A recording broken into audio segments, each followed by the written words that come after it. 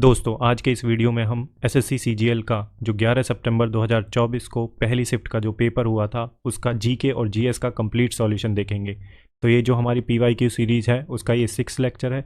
जो भी बच्चे एसएससी की तैयारी कर रहे हैं या किसी भी एग्ज़ाम की तैयारी कर रहे हैं वनडे एग्ज़ाम की, उनके लिए ये वीडियो मोस्ट इंपॉर्टेंट है। आप इस वीडियो को पीवाईक्यू रिवीजन और मॉक टेस्ट की तरह भी देख सकते हैं। आपको काफ़ी सारी एक्स्ट्रा इन्फॉर्मेशन भी मिलेगी और ये वीडियो हिंदी इंग्लिश दोनों में रहेगी। अगर आपने चैनल को सब्सक्राइब नहीं किया है तो चैनल को सब्सक्राइब कर दें फर्दर अपडेट्स के लिए, क्योंकि पीवाईक्यू की कंप्लीट सीरीज चल रही है। तो चलिए स्टार्ट करते हैं बिना किसी देरी के। देखते हैं अपना पहला क्वेश्चन। देखिए, आप इसमें आंसर बाद में दूंगा, आपको आंसर बाद में बताऊंगा। सबसे बेस्ट तरीका है आप अपना ब्रेनस्टॉर्म करिए। देखिए, पहले क्वेश्चन जो दे रखा है इसको आप खुद से सॉल्व करने की कोशिश करिए, फिर उसके बाद आंसर देखिए। इससे क्या है कि आपकी ब्रेनस्टॉर्मिंग होगी। अगर आप पहले ही आंसर देख लेंगे तो फिर आप अपने से एफर्ट नहीं लगा पाएंगे। तो चलिए देखते हैं पहला क्वेश्चन क्या है। हिंदी में मैं एक्सप्लेन कर दूंगा, आप चिंता ना करें बिल्कुल भी, ठीक है। तो पहला क्वेश्चन है, what kind of radiation is absorbed by the ozone layer. तो ओजोन लेयर के द्वारा जो रेडिएशन जो सन से रेज एमिट होती हैं, हार्मफुल रेज, और कौन सी रेज को ओजोन लेयर एब्जॉर्ब करती है। तो आप सोचिए एक बार, फिर इसका आंसर अपनी नोटबुक में या कमेंट सेक्शन में दे सकते हैं आप। देखिए, green radiation, infrared radiation, visible radiation या फिर अल्ट्रावायलेट रेडिएशन। तो इसका जो आंसर है यूवी रेज रेडिएशन है। अल्ट्रावायलेट जो रेडिएशन सन से आती हैं उनको उनसे ही प्रोटेक्ट करती है ओजोन लेयर। अब ओजोन लेयर के बारे में कुछ देख लेते हैं। देखो, ओजोन लेयर जो प्रेजेंट होती है वो स्ट्रेटोस्फीयर में होती है, मेनली लोअर पोर्शन ऑफ जो स्ट्रेटोस्फीयर का लोअर पोर्शन होता है। देखो, मैं आपको दिखा देता हूँ कैसे होता है। देखो, सबसे पहली जो वाली लेयर होती है अर्थ के बिल्कुल ऊपर, वो ट्रोपोस्फीयर होती है। दूसरी जो लेयर होती है वो स्ट्रेटोस्फीयर होती है। स्ट्रेटोस्फीयर के लोअर पार्ट में प्रेजेंट होती है ओजोन लेयर। थर्ड जो लेयर होती है वो मीजोस्फीयर होती है। फोर्थ जो होती है थर्मोस्फीयर, और ये होती है एक्सोस्फीयर। ठीक है, तो ये अर्थ का एटमॉस्फेयर का स्ट्रक्चर है। तो आगे देख लेते हैं इसमें ओजोन लेयर के बारे में। ये देखिए, 15 से और 35 किलोमीटर अबव होती है अर्थ से, और 97 से 99% यूवी रेज जो रेडिएशन आता है सन से, यूवी रेडिएशन उसको एब्जॉर्ब करती है। अब इसका डिप्लीशन भी हो गया था। डिप्लीशन क्यों हुआ था? क्लोरोफ्लोरोकार्बन्स की वजह से, कार्बन टेट्रा क्लोराइड की वजह से, और मिथाइल ब्रोमाइड गैसेस की वजह से, और जो हाइड्रोक्लोरोफ्लोरोकार्बन्स की वजह से इसका ओजोन लेयर का डिप्लीशन हो गया था। अब देखिए, जो ओजोन लेयर का डिप्लीशन हुआ था, ओजोन होल क्रिएट हो गया था कहाँ पे? अंटार्कटिका में। अब इसको प्रोटेक्ट करने के लिए, जो ओजोन लेयर है इसको प्रोटेक्ट करने के लिए एक प्रोटोकॉल आया था, मॉन्ट्रियल प्रोटोकॉल। तो आपसे क्वेश्चन में पूछ लेगा कि मॉन्ट्रियल प्रोटोकॉल किससे रिलेटेड है, तो आपको ध्यान रखना है ओजोन लेयर से रिलेटेड है। उसके बाद जो मेजर करते हैं इसको, ओजोन की कंसंट्रेशन जो मेजर करते हैं वो डॉब्सन यूनिट में करते हैं। देखिए, ये सभी जो मैंने आपको इन्फॉर्मेशन दी है, ये सारी इन्फॉर्मेशन पीवाईक्यू में पूछी जा चुकी है। तो आप या तो अपनी नोटबुक में नोट करते जाएं साथ के साथ, या फिर आप वीडियो को 1 से 2 बार देख लें, आपको सारी चीज़ें याद हो जाएंगी। ठीक है, और जिनके पास टाइम कम है वो 1.2 की स्पीड पे देख सकते हैं, 1.5 या 1.2 की स्पीड पे। चलिए अपना नेक्स्ट क्वेश्चन देख लेते हैं क्या है। देखिए, क्वेश्चन नंबर 2 क्या कह रहा है। हिंदी वालों को बिल्कुल कोई दिक्कत नहीं आएगी, मैं हिंदी में भी एक्सप्लेन कर रहा हूँ, सबको समझ आएगा। Which of the following organization divided into 2 branches was established by Lokmanya Bal Gangadhar तिलक और अन्नी बसंत। देखिए, बाल गंगाधर तिलक और अन्नी बसंत ने एक ऑर्गेनाइजेशन बनाया था जो 2 ब्रांचों में था। तो वो कौन सा ऑर्गेनाइजेशन था जो इन्होंने बनाया था, बाल गंगाधर तिलक और एनी बसंत ने? तो आप सोचिए एक बार, आंसर जरूर करना आप ना कमेंट बॉक्स में। अपनी इंगेजमेंट बनाएंगे जितनी आप वीडियो में, आपका ब्रेनस्टॉर्म उतना ही होगा। तो इसका आंसर है होम रूल लीग, फोर्थ आप इसका आंसर है। अब देखिए, इसके बारे में थोड़ा देख लेते हैं। जो होम रूल लीग जो ऑर्गेनाइजेशन बना था, ये 1916 में बना था, 1916 में बाल गंगाधर तिलक और एनी बसंत ने स्टार्ट किया था। उसके बाद अब हमारे पास है इंडियन एसोसिएशन। अब जो पहला ऑप्शन है इसको देखिए, इसके जो फाउंडर हैं इंडियन एसोसिएशन के, वो सुरेंद्रनाथ बनर्जी थे, और बना कब था ये? 1876 में। तो आपको फाउंडर याद रखना है, ये पूछता ही है वो। इंडियन एसोसिएशन के फाउंडर कौन है? सुरेंद्रनाथ बनर्जी। बना कब था? 1876 में। अब देखिए, थियोसॉफिकल सोसाइटी, थियोसॉफिकल सोसाइटी के बारे में देख लेते हैं। थियोसॉफिकल जो सोसाइटी थी वो किसने बनाई थी? मैडम HP ब्लावत्स्की और ऑलकॉट, कॉलोनल ऑलकॉट ने बनाई थी। तो ये क्वेश्चन बहुत बार पूछा जा चुका है आपके PYQ एग्ज़ाम में। और कहाँ पे बनी थी? न्यूयॉर्क में 1875 में। इंडिया में कब बनी थी? इसका हेडक्वार्टर कब आया था? 1882 में, 1882 में, अडियार नियर मद्रास के पास। अब आते हैं थर्ड वाला जो ऑर्गेनाइजेशन है, option third, east India association. East India association बनाया था दादा भाई नौरोजी ने 1866 में। तो ये भाई आपकी इन्फॉर्मेशन है, आप किसी पेज में या कहीं भी लिख सकते हैं, ठीक है, नोट्स में आप ऐड कर सकते हैं। नेक्स्ट क्वेश्चन देख लेते हैं, question number third. Question number third क्या कह रहा है? In which of the following year did India not host the ICC cricket world cup tournament? India ने किस वर्ष में अपना ICC cricket world cup tournament जो होता है वो होस्ट नहीं किया था? तो इसका जो आंसर है 1983। 1983 में इंडिया ने ICC cricket world cup tournament नहीं होस्ट किया था। और जो ये हुआ था कहाँ पे हुआ था? इंग्लैंड वेल्स में हुआ था। इंडिया ने वर्ल्ड कप जीता था 1983 में कपिल देव के टाइम में। नेक्स्ट क्वेश्चन देख लेते हैं, question number 4। Match the following books with their respective authors. तो भाई बताओ, देखो आप चेक करो अपनी नॉलेज, आंसर बताओ क्या है इसका।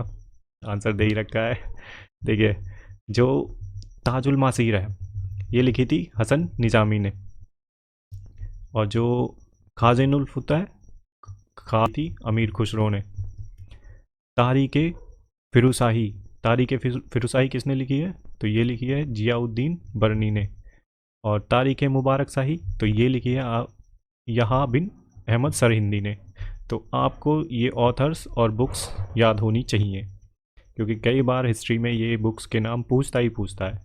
किसी भी एग्ज़ाम में देख लीजिए आप, SSC में और NTPC में, रेलवे में, किसी के भी एग्ज़ाम में तो पूछता ही है, ठीक है। तो नेक्स्ट क्वेश्चन देख लेते हैं, क्वेश्चन नंबर 5।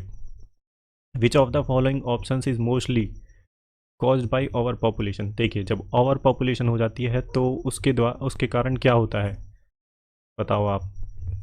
देखिए, इसका आंसर है जो लैंड है, ठीक है, और अदर रिन्यूएबल रिसोर्सेज हैं वो प्रेशर में आ जाते हैं। जब पॉपुलेशन इंक्रीज होगी तो भाई लैंड भी चाहिए उन्हें रहने के लिए, रिसोर्सेज भी चाहिए, ठीक है। तो इसका जो आंसर है ये फर्स्ट है, land and other renewable resources under pressure में आ जाते हैं। अब देखिए, जो रिसोर्सेज होते हैं that can be continue to exist despite being consumed और replenished themselves over period of time even that they are used. देखिए, जो रिन्यूएबल रिसोर्सेज होते हैं वो कंटिन्यू एग्जिस्ट करते हैं, उनके यूज़ के बाद भी वो रिप्लेनिश हो जाते हैं, ठीक है। जैसे कि अब देख लेते हैं हम, रिन्यूएबल रिसोर्सेज में सन होगी, विंड होगी, वाटर हो गया, जियोथर्मल हो गया और बायोमास हो गया।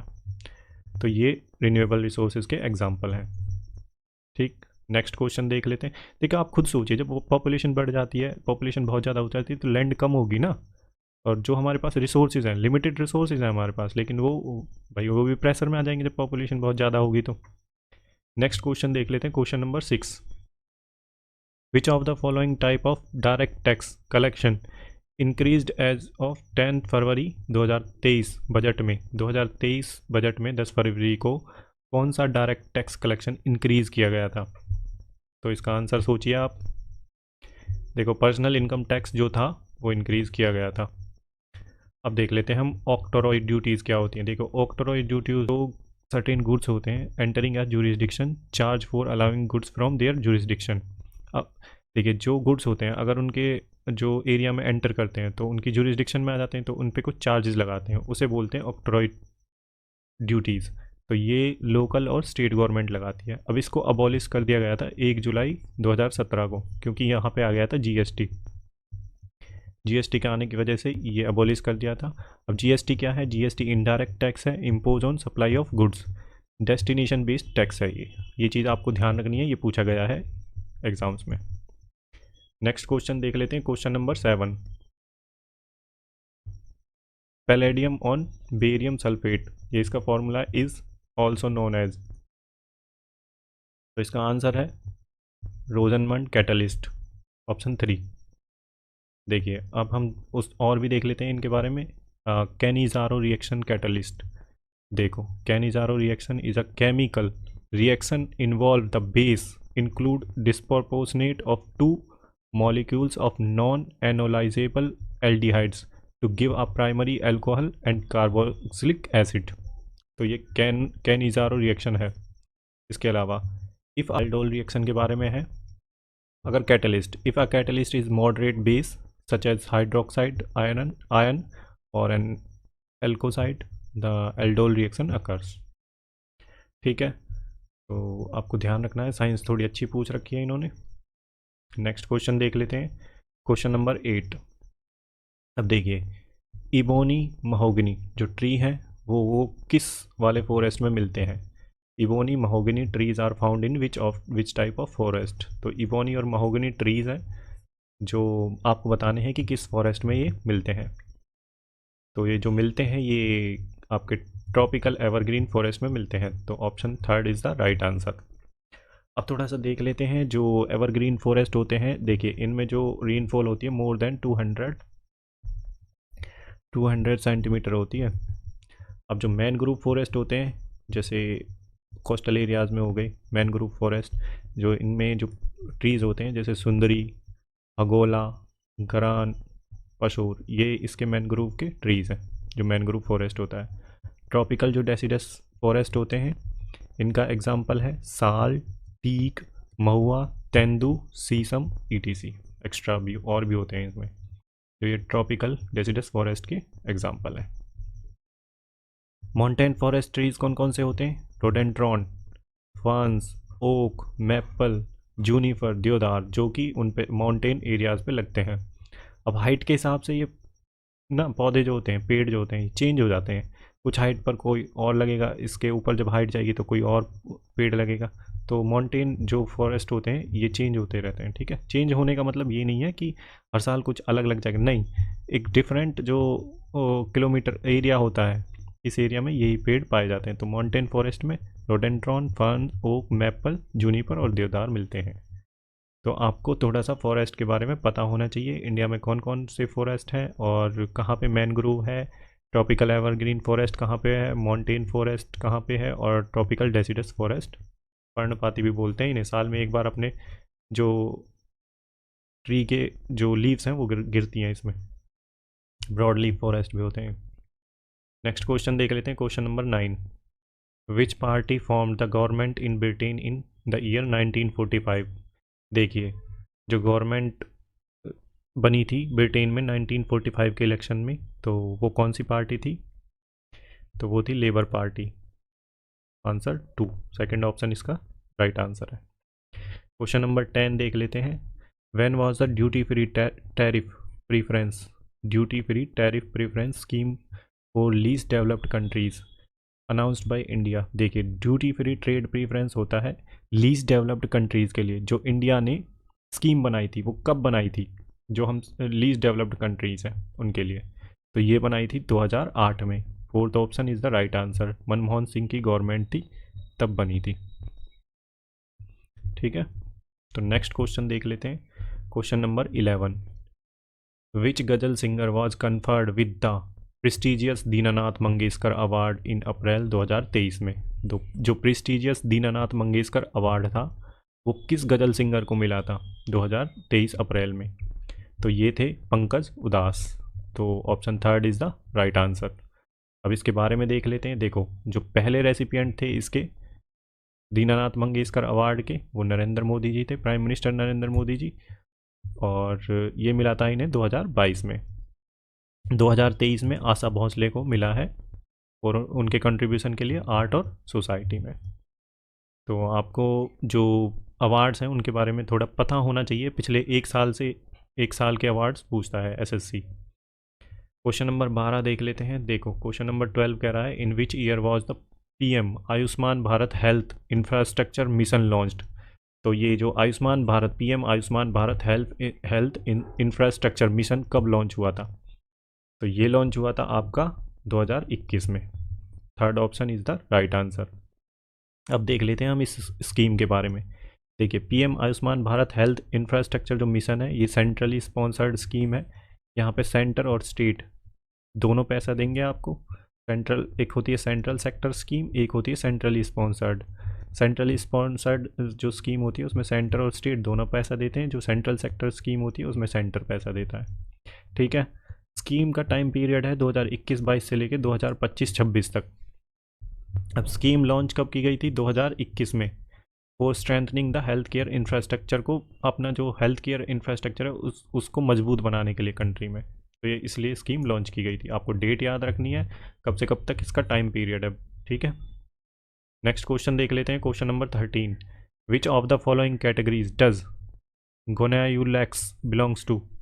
गोनायूलेक्स बिलोंग्स टू, तो किससे बिलोंग्स करता है ये? तो ये आपका ऑप्शन 3 डायनो फ्लैगलेट्स, इसे रेड फ्लैगलेट्स भी बोलते हैं, रेड डायनो फ्लैगलेट्स भी बोलते हैं इसे। के बारे में देख लेते हैं। ये ग्रुप ऑफ यूनिसेलुलर ऑर्गेनिज्म है, बिलोंग करता है पायरोफाइट और डायनोफाइट से। इसको डायनोफाइट के नाम से जानते हैं, लेकिन ये बिलोंग करता है पायरोफाइट से और इससे भी, डायनो फ्लैगलेट से। हैबिटेट कहाँ पे मिलता है ये? मरीन, फ्रेश और ब्रैकिश वाटर में मिलता है। और रेड टाइड्स किसके कारण होता है? Non for causing red tides, जो रेड टाइड्स होती हैं उनके लिए भी जाना जाता है, उनके कॉज के लिए क्यों होती है वो। तो नेक्स्ट क्वेश्चन देख लेते हैं, question number 14। Vallabhi, a city of ancient India, was the capital of which dynasty from the 5th to 8th century? देखिए, वल्लभी एंशियंट इंडिया में किस डायनेस्टी की कैपिटल थी, जिन्होंने रूल किया था 5th to 8th सेंचुरी में? तो ये थे मैत्रकाज। मैत्रकाज ने वल्लभी जो सिटी थी वो उनकी कैपिटल थी मैत्रकाज की। अब आगे देख लेते हैं हम चालुक्याज की। देखिए, चालुक्याज की जो पहली कैपिटल थी वो अहोल थी, और बाद में शिफ्ट कर दी थी बादामी में। और किसने शिफ्ट करी थी? चालुक्याज के जो रूलर थे पुलकेशिन फर्स्ट ने। और ये किस लिए फेमस थी? रॉक कट केव टेम्पल्स के लिए बहुत ज़्यादा फेमस थी ये बादामी। और यहाँ पे हिंदुज़म और जैनिज़्म से रिलेटेड चीज़ें मिलती हैं, ठीक है। अब देखते हैं पल्लवाज। पल्लवाज देखिए, Kanchipuram was the capital of Pallava dynasty. Pallava dynasty की जो कैपिटल थी वो कांचीपुरम थी। उसके बाद आता है वकाटक्स। देखिए, वकाटक्स की जो इनिशियल कैपिटल थी नंदीवर्धन, नागपुर के पास, जो मॉडर्न अभी नागपुर है वहाँ पे, बाद में चेंज हुई परवरपुरा में, पुनार में। तो ये कैपिटल्स आपको ध्यान रखनी है। किस डायनेस्टी की जो इम्पोर्टेंट डायनेस्टीज़ हैं उनकी कैपिटल आपको थोड़ा सा ध्यान रखनी है। बादामी इम्पोर्टेंट है, कई बार क्वेश्चन आ चुका है बादामी का PYQ में। बादामी और पूछ लेगा आपसे किंग कौन है, ठीक है। तो डेडिकेटेड है बादामी किसके लिए? हिंदुइज्म और जैनिज़्म के लिए। रॉक कट केव्स टेम्पल्स है। नेक्स्ट क्वेश्चन देख लेते हैं, question number 15। Bharatanatyam dance style is associated with which of the following state? देखिए, भरतनाट्यम जो डांस स्टाइल है आपको पता होनी चाहिए ये कौन सी डांस स्टाइल है, और दूसरा ये किस स्टेट से बिलोंग करती है। तो इसका आंसर है तमिलनाडु। अब हम कुछ देख लेते हैं। देखिए, जो भरतनाट्यम है ये क्लासिकल डांस है। टोटल इंडिया में 8 क्लासिकल डांस हैं, जिनका स्टेटस कौन देता है? तो संगीत नाटक अकादमी स्टेटस देता है, क्लासिकल स्टेटस। भरतनाट्यम देखते हैं, तमिलनाडु का है। कत्थक कहाँ का है? ये यूपी का है। कथकली केरला का है। कच्चीपुड़ी आंध्र प्रदेश और तेलंगाना का। मणिपुरी मणिपुर का है। मोहिनीअट्टम केरला का है। ओडिसी उड़ीसा का है। सतरिया आसाम का है। तो ये मैंने आपको 8 क्लासिकल डांस बता दिए हैं, आप याद कर सकते हैं ना। नेक्स्ट क्वेश्चन देख लेते हैं अब, question number 16। Which type of radiation has very short 10⁻³ nanometer wavelength produced by nuclear explosion, lighting and less dynamitic activities of radioactive decay? तो सबसे शॉर्टेस्ट, इनडायरेक्टली इन्होंने पूछा है कि सबसे शॉर्टेस्ट वेवलेंथ किसकी होती है। तो देखिए, गामा रेज की सबसे शॉर्टेस्ट वेवलेंथ होती है। उसके बाद अब हम देख लेते हैं कि जो शॉर्टेस्ट टू हाईएस्ट, देखिए ये गामा रेज है जो इनकी सबसे शॉर्टेस्ट होती है वेवलेंथ। उसके बाद इससे ज़्यादा होती है एक्सरेज की। एक्सरेज के बाद जो एक्सरेज से ज़्यादा होती है वो यूवी रेज की, अल्ट्रावायलेट रेज की, फिर उससे ज़्यादा विजिबल लाइट की वेवलेंथ, फिर विजिबल लाइट से ज़्यादा इंफ्रारेड की, और इंफ्रारेड से ज़्यादा माइक्रोवेव्स की, और माइक्रोवेव से ज़्यादा रेडियो वेव्स की जो वेवलेंथ होती है। अब इसमें क्या होता है कि जिसकी वेवलेंथ कम होती है उसकी एनर्जी ज़्यादा होती है, और जिसकी वेवलेंथ ज़्यादा होती है उसमें एनर्जी कम होती है। तो ये आपको याद रखनी है सीक्वेंस। इसमें से कई बार क्वेश्चन पूछा है, PYQ में आता ही आता है। देखिए, क्वेश्चन नंबर नेक्स्ट देख लेते हैं, question number 17। Which of the following pair do not share any border. देखिए किस किस की बॉर्डर शेयर नहीं करती है, तो आप बताइए और सोचिए। आपने इंडिया का मैप अच्छे से पढ़ा है तो आप इस क्वेश्चन का आंसर बहुत आराम से दे पाएंगे। तो इसका आंसर है भूटान और मेघालय। मेघालय की किसी टच नहीं करती है, इसकी जो भूटान की है अरुणाचल प्रदेश से भी करती है, वेस्ट बंगाल से भी करती है और आसाम से भी करती है, बस मेघालय से नहीं करती है। तो आपको इतना इंडिया का जो मैप है फिजिकल और पॉलिटिकल वो पता होना चाहिए कि बॉर्डर्स किस किस के साथ शेयर करता है इंडिया। नेक्स्ट क्वेश्चन देख लेते हैं, question number 18। On which of the following dates does India celebrate its constitution day. India अपना जो कॉन्स्टिट्यूशन डे है उसे कब सेलिब्रेट करता है। तो इंडिया सेलिब्रेट करता है 26 नवंबर को।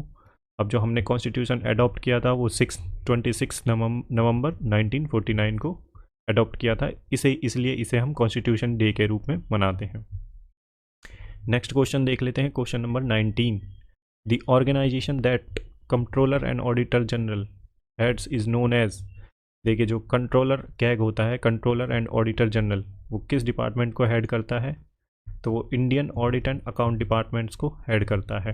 तो हम देख लेते हैं अब कंट्रोलर एंड ऑडिटर जनरल के बारे में।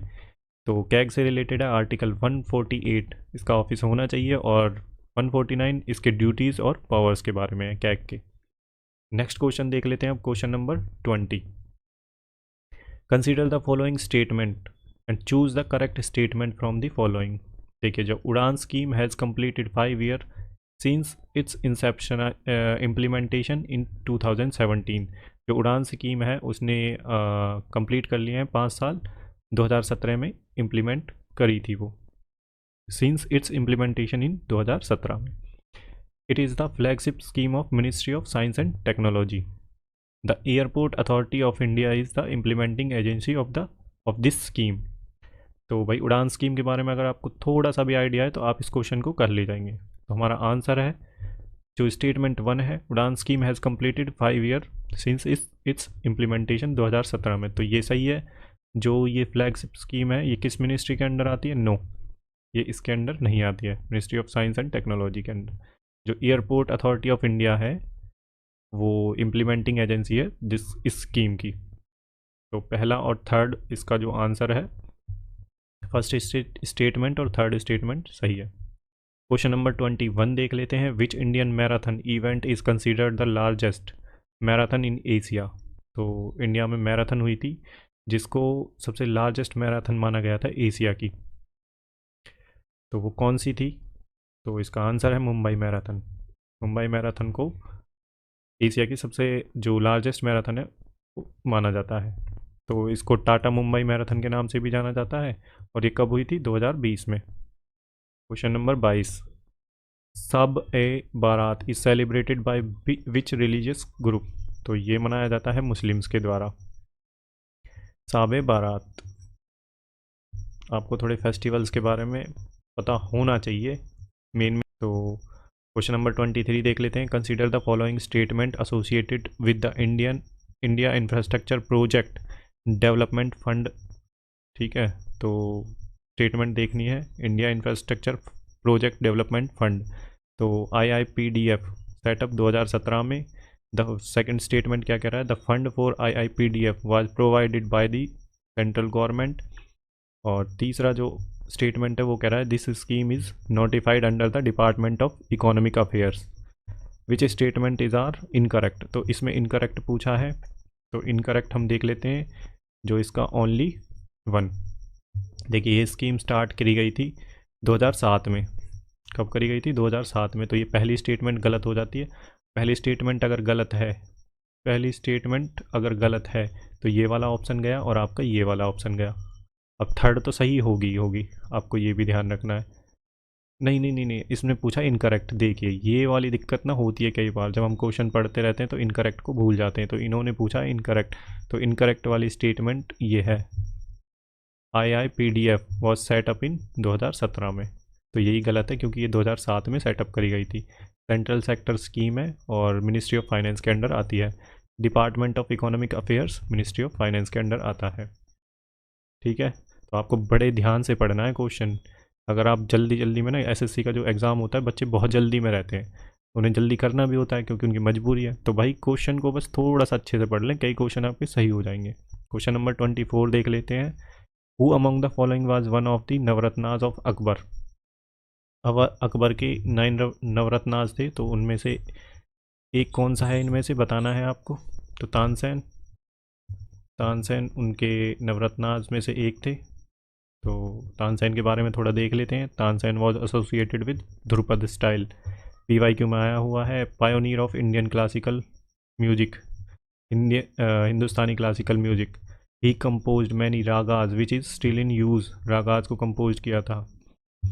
एक्सपर्टाइज प्लेइंग रुद्रा, वीणा और रबाब के में एक्सपर्ट थे ये।